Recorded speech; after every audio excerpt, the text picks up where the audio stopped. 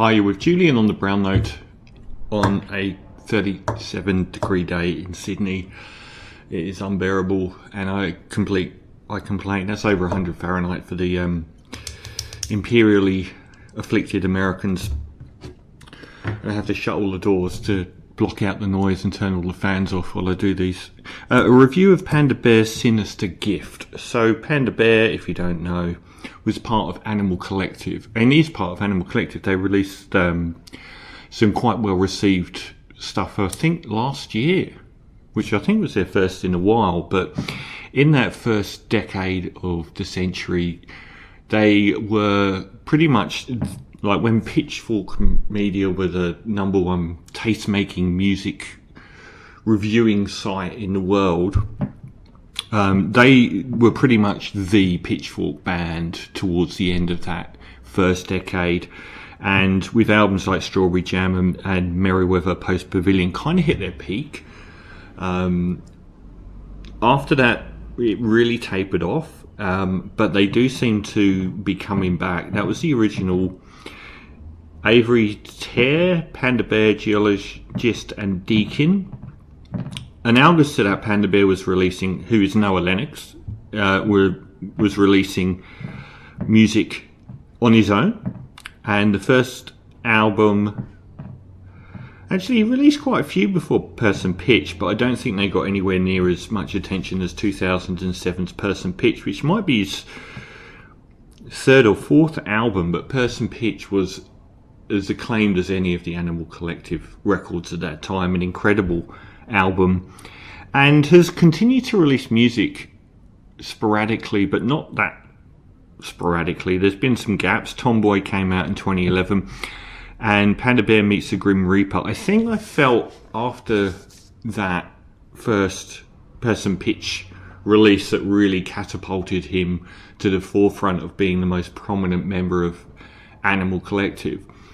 His albums have often been really good, but not quite as good as critics say they are. I thought that about Tomboy and Panda Bear Meets the Grim Reaper, but I did really like them.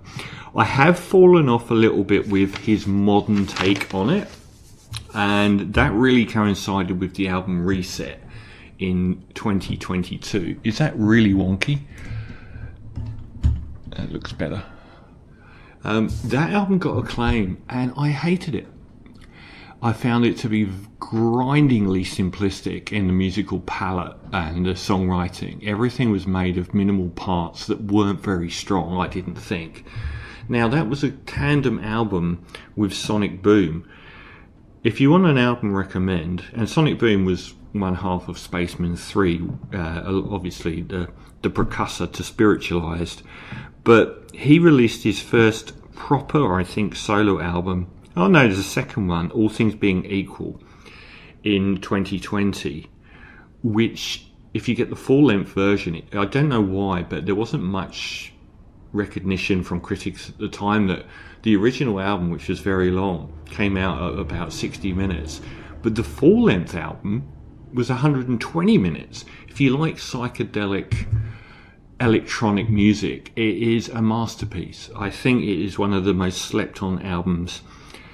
And he's also, Sonic Boom is also, his real name, Peter Kember, is also being very noticeable in his impact on Beach House, where he's appeared on a couple of Beach House albums, and I really noticed how the Sonic Boom style of music elevated Beach House's music. And I thought he didn't exist on Reset for me at all. It was such a simplistic album. There was like one track on it that I thought was superb, that had actually depth to the soundstage with the instrumentation. Everything else was just so simplistic. Now we get Sinister Grift, which is a hugely acclaimed album.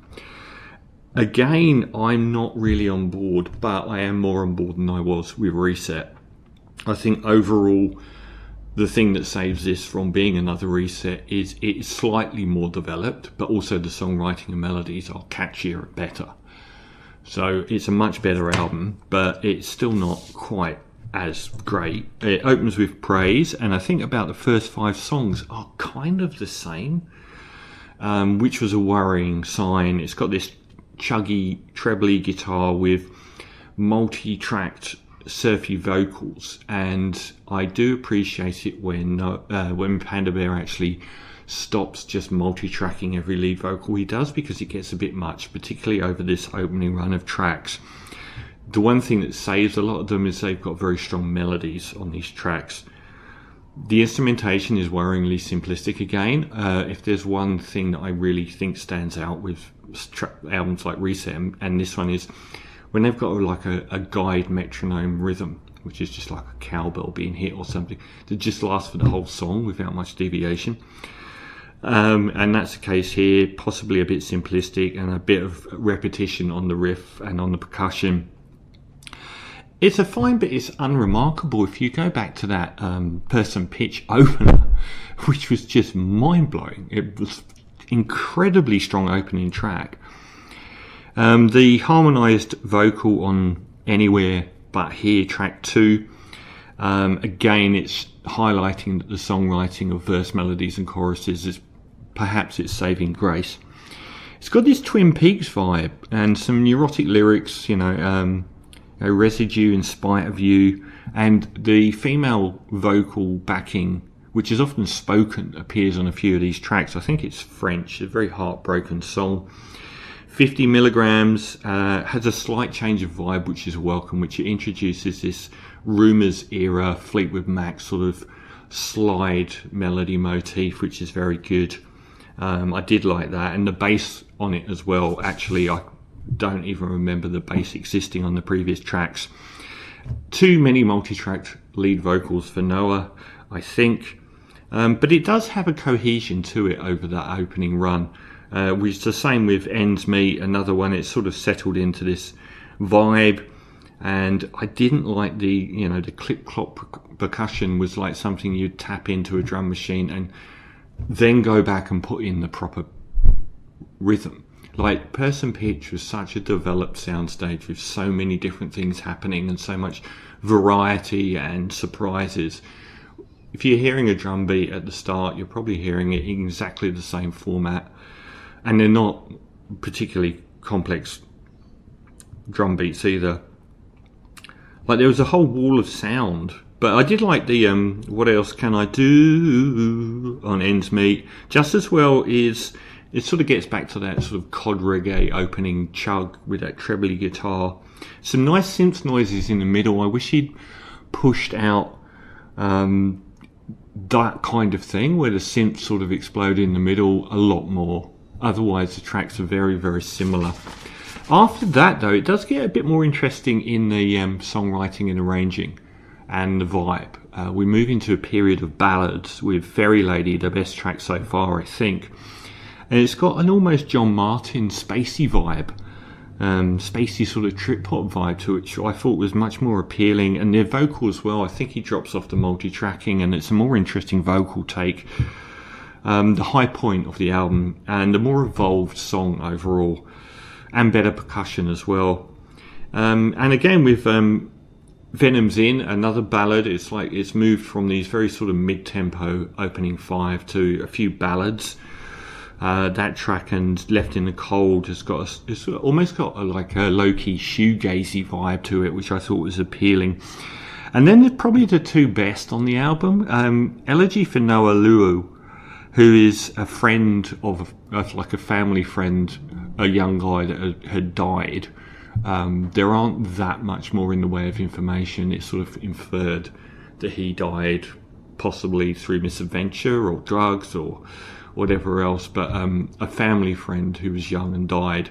But it was originally written for a film. It sounds like it. It's the most beautiful and stunning track on the album by far, and it's absolutely stunning minimalist stuff. You could easily remove the vocals and make that musical backing a motif that was the main core of a film score. It's fantastic, hymnal, sparse. It's got some good sonic embellishments, very almost desolate country music. It's fantastic. And Cindy Lee appears on Defense, which is the final. It's a very strong 1-2 to end on, and I'm assuming that's her, they, his. I think it's a guy. I don't know if it's a they. I honestly don't know. The guitar break in the middle is incredibly good, and I wish that more of that had happened. Maybe Noah needs to branch out a bit more with using other people, but I didn't even hear Sonic Boom on the last album, Reset, at all. I couldn't even tell you that he was there. And it's a great stomp as well. It's a fairly ordinary album lyrically. I think I would have said that about most of Panda Bear's music. It is more than the sum of its parts because it's well sequenced.